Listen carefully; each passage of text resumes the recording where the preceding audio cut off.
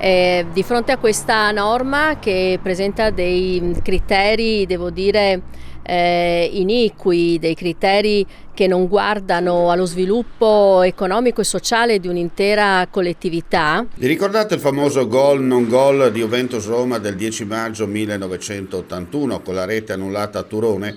Si trattò di una questione di centimetri.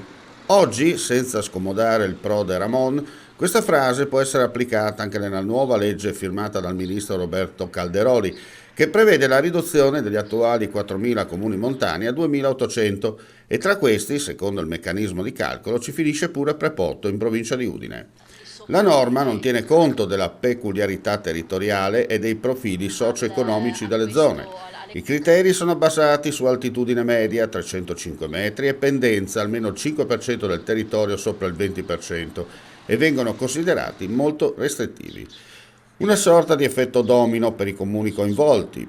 Porrebbe problemi di tenuta dei servizi, come quello scolastico, con un minimo di alunni per classe, rischia di compromettere plessi primari già sotto la soglia dei 15 iscritti, con effetti a catena su spopolamento e coesione sociale, senza dimenticare le agevolazioni regionali e statali e le procedure semplificate per la gestione del territorio.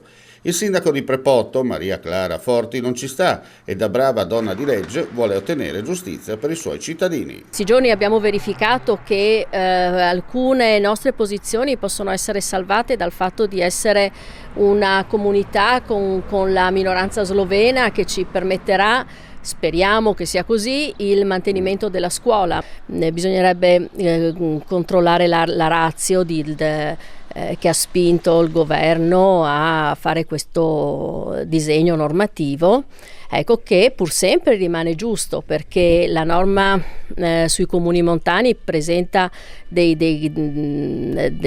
presenze eclatanti fra i comuni montani, quindi io credo che lo stesso risultato di risparmio economico poteva essere raggiunto in un altro modo e non penalizzando comuni che sono già in sofferenza.